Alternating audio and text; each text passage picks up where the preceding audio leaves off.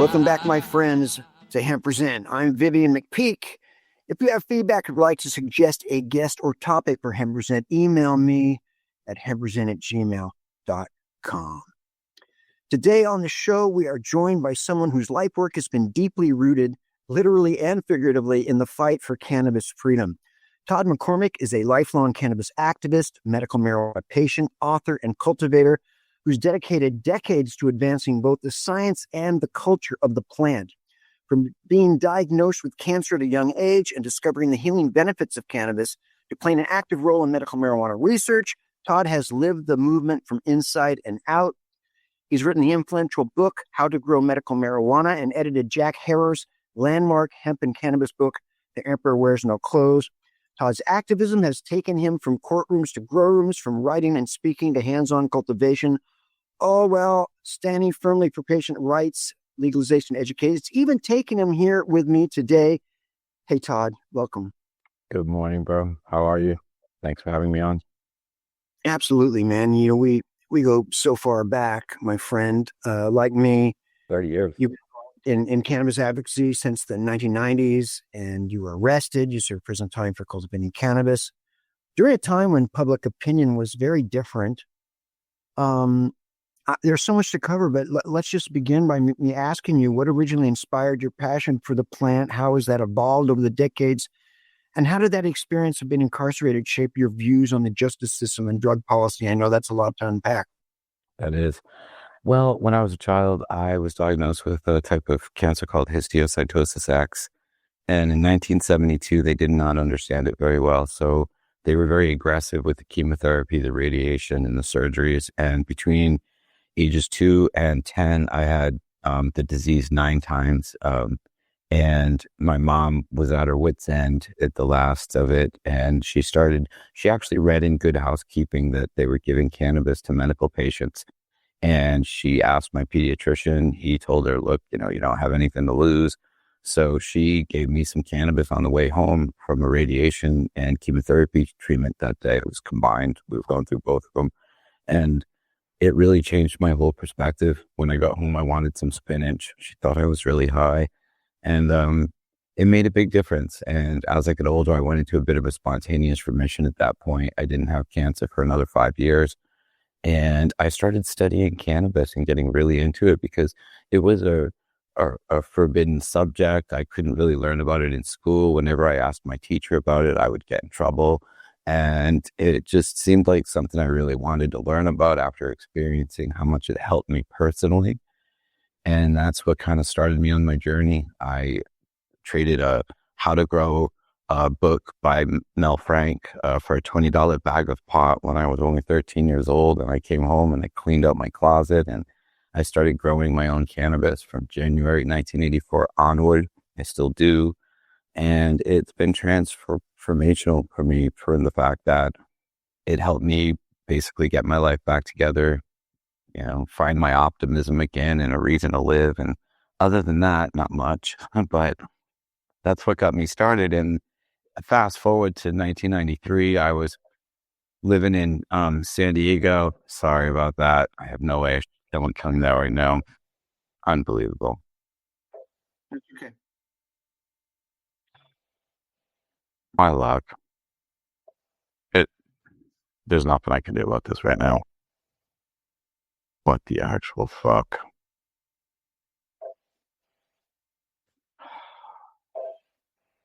Sorry, this is completely annoying in this moment of my life.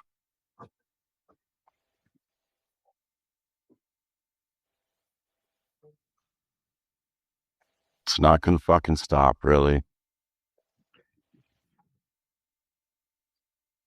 We didn't hear much on this end. Yeah, well, there's a fucking phone right here going off. Not anymore, because I just unplugged it. But one more time. Sorry, guys. We've got to start at the top. This house is huge, and it has an actual gate. And it doesn't seem like there's anybody at the gate. Yeah, guys. Todd? Yep. Let about 5 seconds silence go before you start up. Wait a minute. I'm not going to be able to do this. I got the fucking gardener here. 1 second. It's just not going to stop. 1 second. God damn it. Hey man, could you please let the gardener in? He just called in the middle of this interview and it fucked the whole thing up, period. The fucking guy doesn't have a schedule, which is really annoying, period.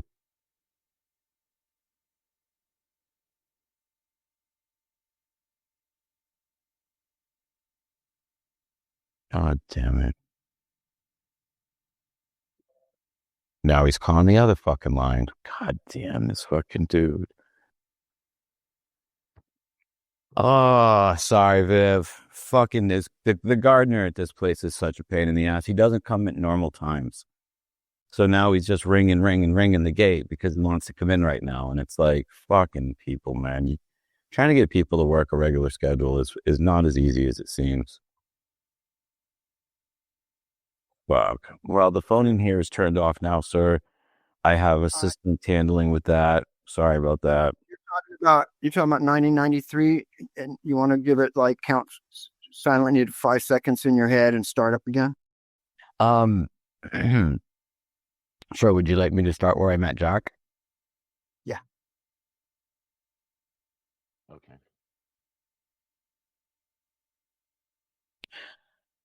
Fast forward to 1993, I was living in Pacific Beach and I read The Emperor Wears No Clothes by Jack Herer. And I was so moved by his book that I called the number in the back of the book just to say thank you to him. Because as a younger kid, I always felt like a ne'er-do-well because I was using cannabis and making a bad decision, I guess, as society always cast over me.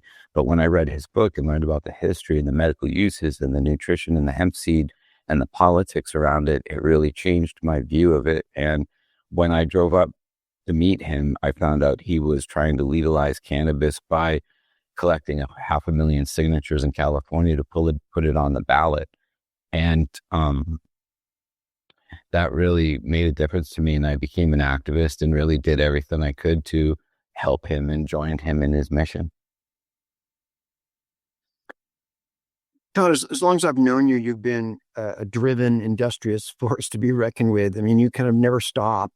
I was just going through my boxes of archives that I struggle to maintain, and I recently came across your Hempire Expo paperwork from 2010. And but you got stuff going on now. Tell us all about your current work and projects. What do you got going on today? My new activism has been authentic genetics. I've been disseminating, selling cannabis seeds for since 2018, when the hemp farm bill changed and it made all parts of the plant with less than 0.3% THC legal. I saw an opportunity. So I pivoted from having a nursery, which I've had in California since 2004, to having a seed business. And now I have over 17,000 growers behind me. I have growers in all 50 states, 23 countries growing the genetics that I have. And what makes them interesting is that I was good friends with a lot of the older breeders, such as Skunkman Sam, Mel Frank, Seattle Greg, who were responsible for things like Durban Poison, Skunk One, bringing original haze into the community again, Northern Lights. And because they liked me, because of my activism, they gave me their genetics to disseminate. So I have what I call the primary colors of cannabis, the original haze and the original skunk ones that still smell skunky. And I have the original purest indica that circulated as hash plant because it smells like hash when you break up and you smell your fingers. It's really quite incredible, actually. And they're like time capsules in a seed. And I get a lot of great feedback from it every day because a lot of people it's very nostalgic to go back to what they remember 30 years ago. And I still have it. How has genetic diversity of cannabis changed since the days of underground growing to today's more regulated market? Are we losing something important, or are we gaining something powerful, or is it both? Well, there's a combination of things happening. Unfortunately, the modern push for cultivation is pushing us all towards plants that flower in less than 9 weeks. Most of the legal cannabis producers do not touch plants that flower between 10 and 16 weeks. So we're really lacking the diversity that we had 30 years ago, because going back 30 years, we had people, or 40 years ago, you had import cannabis. So there was an evolution in the understanding of cannabis, I would say, because in the early 60s, late 50s, everything that was coming into America was tropical. Things like Cambodian, Vietnam, Thailand, Mexican, Acapulco Gold, Michoacan, Panama Red, Acapulco Gold, Jamaican, it's all tropical. And then when the hippies went across Afghanistan before the Russian invasion, they started collecting genetics, and Afghan varieties started making their way to America in the mid 70s. And it changed the face of cannabis because these broadleaf, fast flowering plants were able to be cultivated in more northern areas. And that really started the growing boom in America. And a lot of what we have now are combinations of varieties from Afghanistan, Pakistan, the Hindu Kush Mountains that flower easily, that are what we call broadleaf varieties. And they're combined with narrow leaf varieties.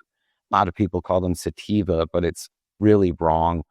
Sativa, technically, when it was coined to cannabis, meant most useful, or to sow, meaning put it in your garden. For instance, there's a lettuce sativa, but it doesn't mean that it's a long flowering psychedelic head of lettuce. It just means that you should grow it in your garden because it's useful. And then years later, when indica was attached to it, it literally meant other, like India. And there are a lot of items that are called indica that have nothing to do with cannabis, and it's only because they derived from India. And India was like the first original culture of cannabis. And there was a lot of good varieties there, and everyone around the world understood that, which is why indica was related to the drug varieties and sativa was related to the industrial varieties, because prior to us really enjoying cannabis medicinally, I should say, we were using it industrial. All of our fabrics, all of our ropes, all of our fabrics, all of our oils and varnishes. I mean, when you think of something like Columbus's ship, it wasn't just the ropes and the riggings, the clothing, the maps, the Bibles, the lamp oil. It was also the sealant, the paint varnish they used was from hemp seed oil. The oakum that they would use, which was tar mixed with hemp fibers, and they would mat it together and put it into the planks of the board so the boat would be buoyant, was all pretty important things. I believe that without the cannabis plant, Eurasia would not have been able to evolve the way that it did, because things like paper were important, and cooking oils and lamp oils, and even the great art in Europe is painted on canvas, which is a cognate of cannabis because all canvas came from cannabis. So the art depicting our history is literally painted on cannabis fibers using cannabis hemp seed oil as paints mixed with pigments. So its connection to humanity, to me, is pretty profound. And of course, literature wouldn't exist, right, in its modern form with books and publications, because it was hemp parchment. And there's no aspect of our life really that you can't trace back to this plant. You mentioned sativa and indica. There's this idea that's very common that sativa is heady and energetic, and indica is kind of couch lock. What do you think of that? The terms are just misnomers. I mean, they're used by people that don't understand what they're saying most of the time. When they're saying sativa, what they're trying to say is tropical equatorial. Because to a grower, a sativa means a long flowering, low yielding, loose, spindly buds. And an indica means a quick flowering, heavy yielding, dense buds. To a smoker, indica means sedative, and sativa means energetic. But really what both groups miss is the fact that the plants evolved very differently between the equator and more northern areas. They had to acclimate in the equator area to be able to grow and flower simultaneously, because when they're born down by the equator, they're born into basically a flowering room. So they had to adjust, which is why what we call sativa grows and flowers simultaneously, whereas what we call indica stops its springtime growth and starts to flower once it realizes the summer solstice is there and that flowering time has started. So they react differently, and it's because in the northern areas, the plants are anticipating a cold winter and they have to make their seeds quickly, and the buds are dense because that way they can protect the seeds from the cold weather. The opposite would be what we call sativa, because those buds are loose and spindly, because down by the equator, it's very humid, and they had to adapt to making loose and spindly buds that could rapidly dissipate the humidity rather than rot and die. So it's characteristics of not just how it grows, it's because of where it was growing. And when we grow it in our closets and we grow it in our greenhouses, it's changing again because you're getting environmental adaptations. And it's a fascinating study. I mean, I've been growing now over 40 years, and I feel like I learn a little bit more every day. The latest thing that we've been learning about is what causes cannabis to smell skunky, which is a compound called a thiol. For people listening, that's spelled THIOL. And it's also the compound on a skunk's butt that causes the skunk to smell bad. It's also the compound on hops that causes beer to smell skunky. And it's also a compound that develops on food that we can detect in parts per trillion that basically tells us, hey, food's going bad, you should avoid it, which is pretty fascinating because a lot of the older cannabis made thiols.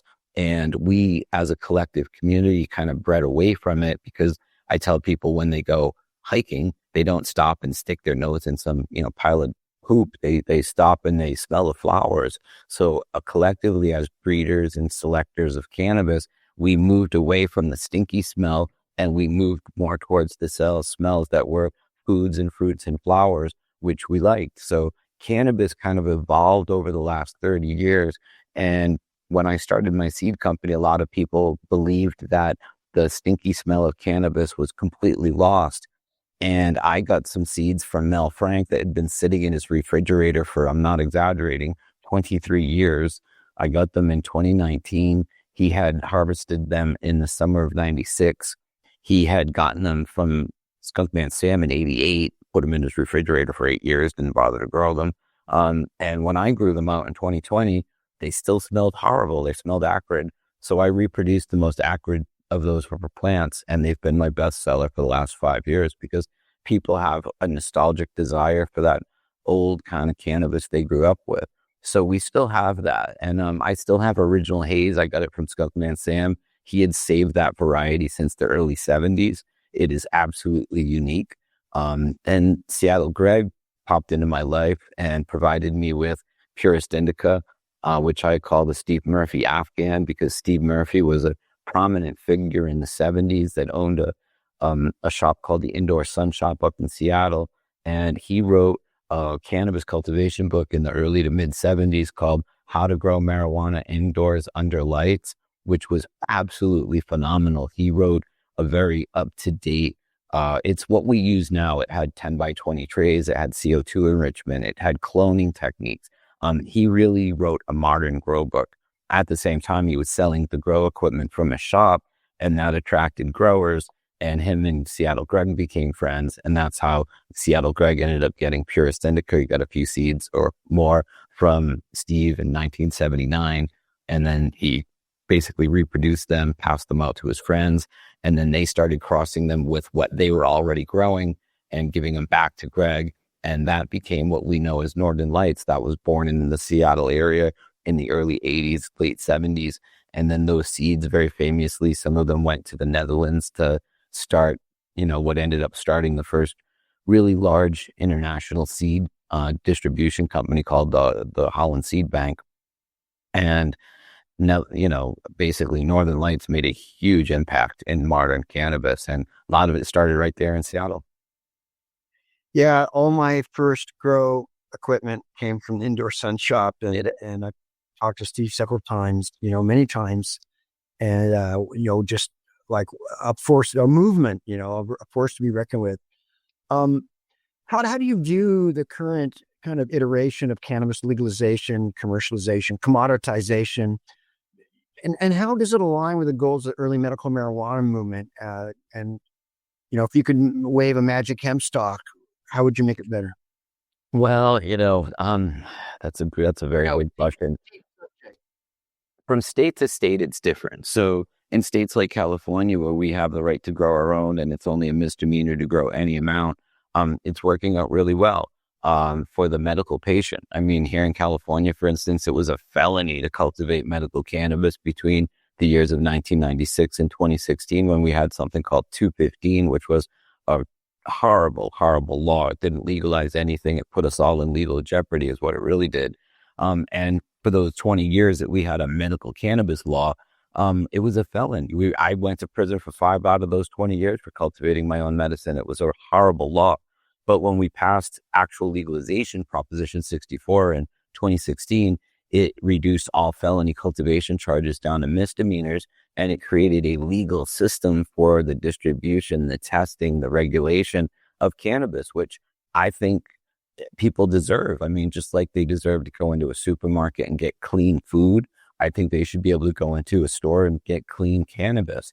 And I think it's a good thing. I mean, I wanted always to see the cost of cannabis drop. I always hoped that when legalization would happen, the producers would just charge a reasonable amount above cost of production, and we'd all be able to have, access to high quality cannabis. That's not what's happened. Unfortunately, a lot of the people that have been getting into this industry, they see prohibition era profits, and they want to make the kind of money people made 30 years ago while they were, growing under the threat of police raids and their dogs being shot and their cars being seized and their homes being seized. I mean, at one point, I was held on $1 million bond simply because I grew my own cannabis in my backyard. I didn't have guns. I didn't have drugs. I didn't have anything other than flowers in my backyard. And they held me on $1 million bond, who was reduced to $500,000 and posted by the actor Woody Harrelson at the time. But still, how ridiculous is that? And now with legalization, you don't see people being held on $1 million bond or a $500,000 bond because they grew some flowers. And medical patients, like for instance, here in California, have easier access to the plant. In other states, unfortunately, like Washington, where the law wasn't as good, and then there wasn't really any follow-up after the law passed, you have less rights. And then we could go state by state to break down Florida, Massachusetts, Oklahoma, which was wild, wild west. So it's very different in very different states. What we don't have is federal legalization yet.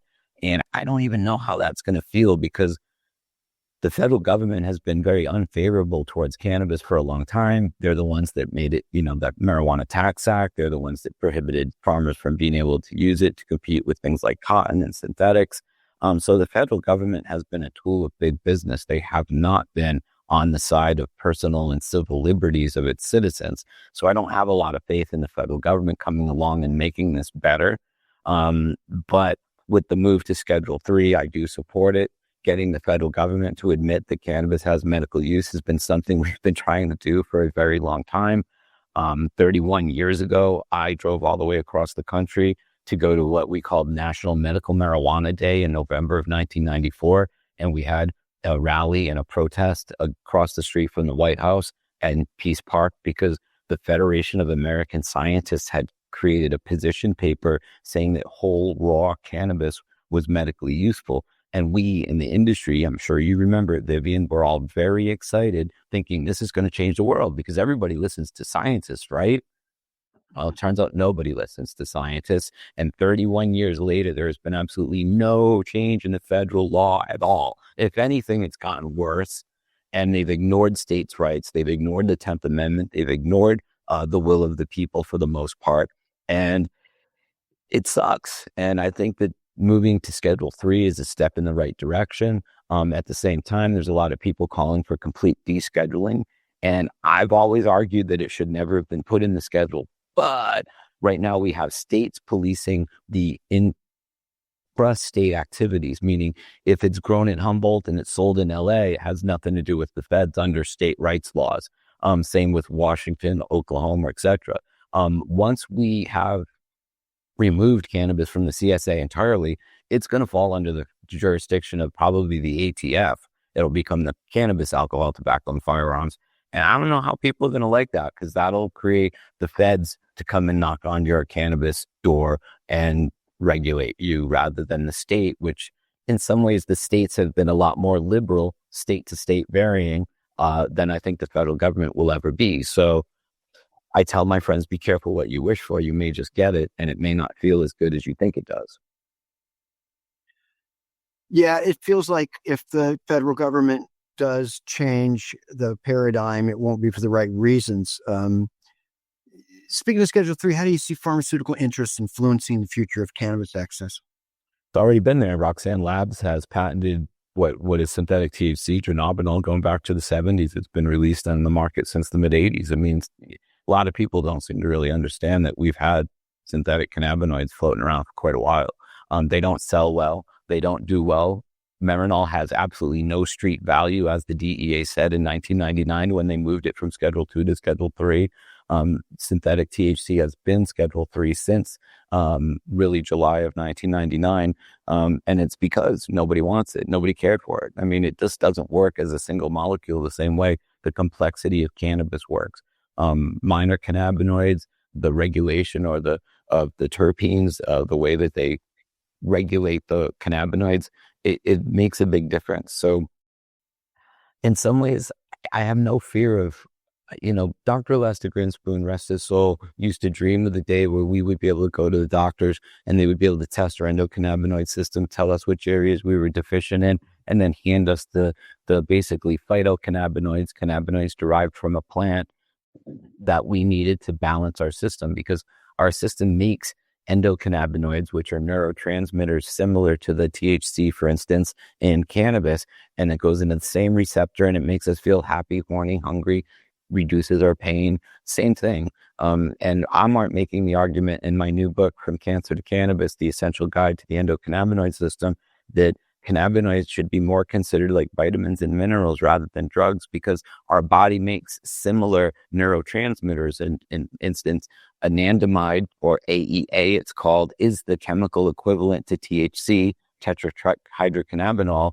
When the plant makes THC, it's a phytocannabinoid from the plant. When our body makes it, it's a neurotransmitter in our body. But at the same time, it's the same chemical, goes into the same receptor and causes us to feel the same way. So I'm making the argument in my book that just like vitamin D, for instance, your body can make it naturally in the sunlight, or you can use it through a supplement, or get it in your food.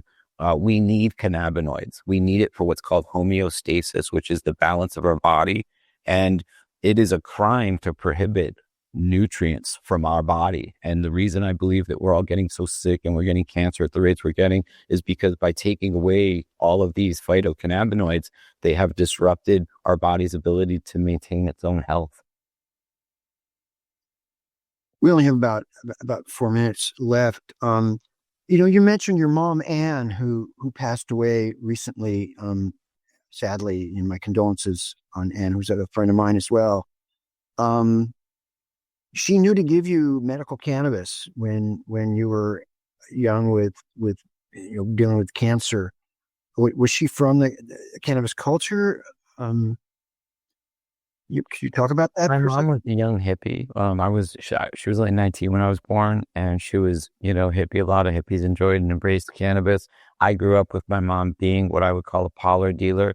She sold cannabis to her friends. She used to pick it up. She wasn't a very big dealer. But she'd get quarter pounds, half pounds, and then just break it into bags and then sell it to her friends.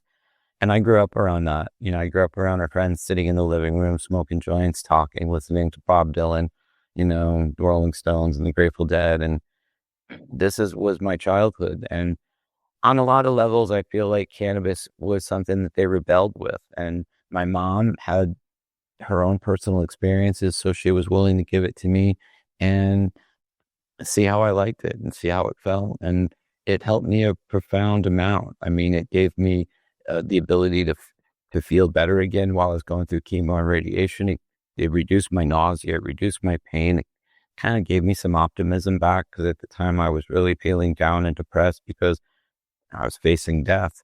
And that's why now I'm such an activist, because I kind of feel like I owe cannabis. Like, she saved my butt, and I'm trying to tell the world that it would be a better place if they'd understand it better, because that's been my goal for a long time. We've made the movies The Union, The Business Behind Getting High, with Joe Rogan, Dr. Lester Grinspoon, Dr. Todd McCormick, Tommy Chong's in it. And then my second documentary we make was called The Culture High.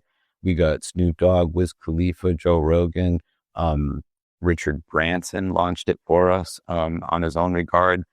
The whole goal for a long time has been education. I mean, that was our goal with Seattle Hemp Fest. It was trying to get people to understand what we knew and to try to make it palatable so they would come down and they would celebrate freedom and hopefully walk away with a better understanding of what Betsy Ross made the first flag out of, or what Ben Franklin created his first hemp paper mill with. We've got about a minute and a half. What final thought? First of all, how can people follow your work and your seeds and stuff? And what final thoughts would you like to leave us with, Todd? Oh, anybody can find me at Authentic Genetics. Just type my name, Todd McCormick, into Google. It'll pop right up. My website is agseedco.com, agseedco.com.